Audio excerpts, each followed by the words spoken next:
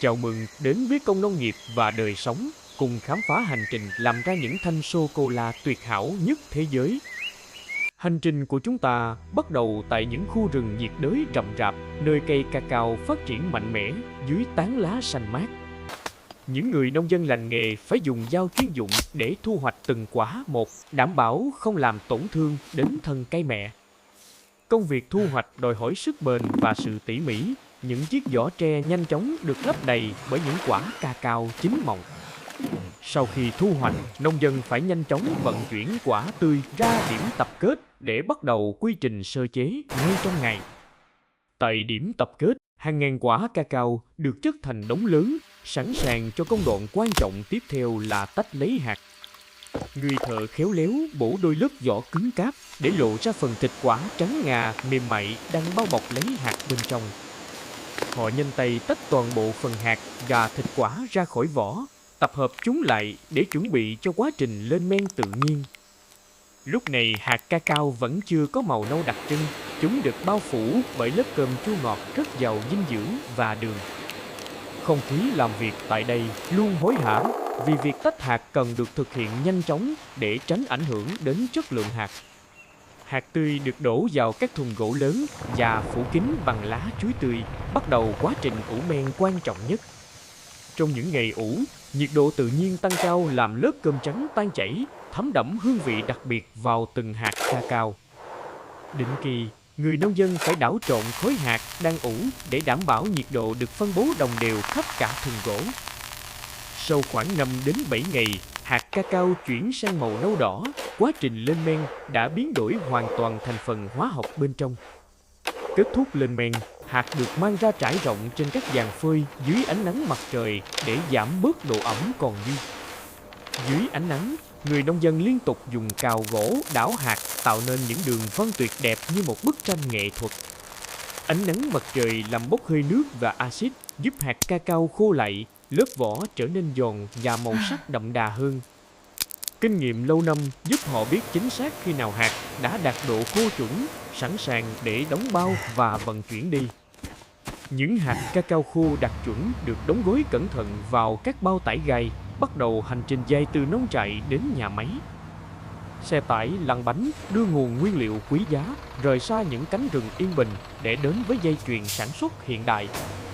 Tại nhà máy, một quy trình công nghiệp chính xác tuyệt đối đang chờ đợi để đánh thức hương vị tiềm ẩn trong từng hạt cacao.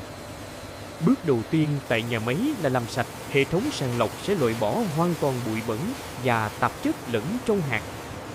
Những hạt cacao sau khi được làm sạch sẽ di chuyển trên băng chuyền tiến thẳng vào trái tim của nhà máy là lò rang khổng lồ. Nhiệt độ trong lò rang được kiểm soát vô cùng nghiêm ngặt. Đây là giai đoạn quyết định hương vị cuối cùng của thanh sô-cô-la. Dưới tác động của nhiệt, các phản ứng hóa học phức tạp diễn ra, đánh thức mùi thơm nồng nàn quyến rũ đặc trưng của cacao. Hạt rang chín được làm nguội nhanh chóng để khóa chặt hương vị. Lúc này lớp vỏ bên ngoài đã trở nên rất giòn và dễ tách. Máy đập dập sẽ nhẹ nhàng làm vỡ hạt thành nhiều mảnh nhỏ, chuẩn bị cho công đoạn tách bỏ lớp vỏ lụa mỏng bên ngoài. Luồng khí mạnh thổi bay lớp vỏ nhẹ, chỉ giữ lại phần nhân hạt tinh túy nhất, hay còn được gọi là cacao ngòi. Những mảnh cacao ngòi đen nhánh và thơm phức này chính là nguyên liệu cốt lõi để tạo nên mọi loại sô-cô-la trên thế giới. Máy nghiền hoạt động liên tục, lực ma sát sinh nhiệt làm chảy lượng bơ tự nhiên có trong hạt biến chất trắng thành dạng lỏng. Từ những mảnh hạt khô cứng, chúng dần chuyển hóa thành một dòng chất lỏng xám mịn, bóng loáng, được gọi là dịch cacao lỏng. Dịch lỏng này có thể được đưa vào máy ép thủy lực để tách riêng phần bơ cacao vàng óng và phần xác khô để làm bột. Phần bơ cacao được tách ra có giá trị rất cao, mang lại độ tan chảy và độ bóng mượt tuyệt vời cho thanh sô-cô-la. Để tạo ra sô-cô-la thành phẩm, dịch cacao lỏng được trộn thêm đường, sữa và bơ cacao theo những công thức bí mật riêng. Hỗn hợp ban đầu còn thô ráp sẽ đi qua hệ thống trục lăn để nghiền mịn đến mức lưỡi người không thể cảm nhận được hạt. Quá trình nghiền mịn này giúp sô-cô-la có được kết cấu mượt mà, tan ngay trong miệng mà không hề có cảm giác lợn cợn.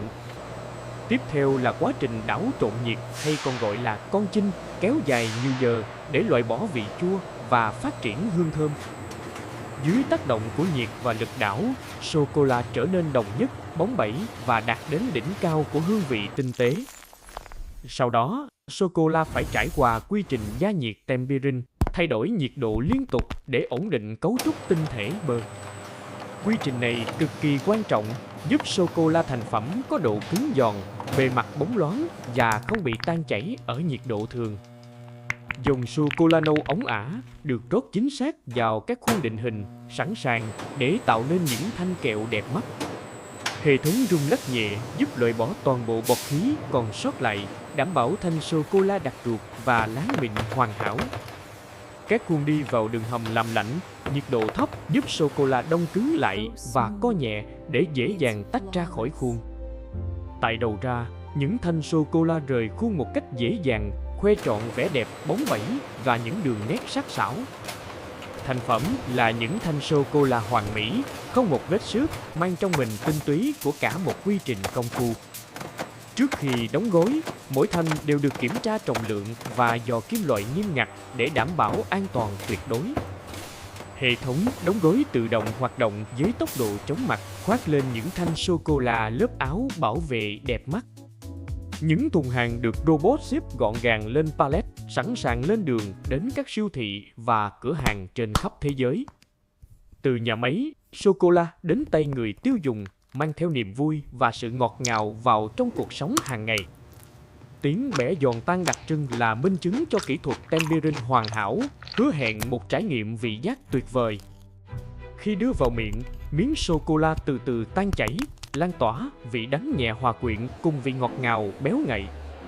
Thế giới sô-cô-la vô cùng đa dạng, từ vị đắng nguyên bản của sô-cô-la đen đến vị béo ngậy của sô-cô-la sữa. Không chỉ để ăn trực tiếp, sô-cô-la còn là linh hồn của dâu vàng, món tráng miệng hấp dẫn và đồ uống thơm ngon. Mỗi thanh sô-cô-la là kết tinh của thiên nhiên, mồ hôi công sức người nông dân và trí tuệ của công nghệ chế biến. Ngành công nghiệp chế biến cacao đã phát triển vượt bậc, biến những hạt cây rừng thành món quà ẩm thực được cả thế giới yêu thích. Sự chuyển mình kỳ diệu từ hạt cacao thô mộc đến thanh sô-cô-la tinh tế là một hành trình đầy cảm hứng và nghệ thuật. Sô-cô-la không chỉ là thực phẩm, nó còn là biểu tượng của tình yêu, sự sẻ chia và những khoảnh khắc hạnh phúc. Hương vị ngọt ngào ấy đã gắn liền với tuổi thơ của biết bao thế hệ và tiếp tục mang lại niềm vui cho mọi người. Chúng ta vừa cùng nhau chứng kiến toàn bộ vòng đời của một thanh sô-cô-la, một quy trình kỳ diệu của khoa học và dinh dưỡng. Cảm ơn bạn đã theo dõi Công Nông nghiệp và Đời sống. Hãy đăng ký kênh để đón xem những video thú vị tiếp theo nhé!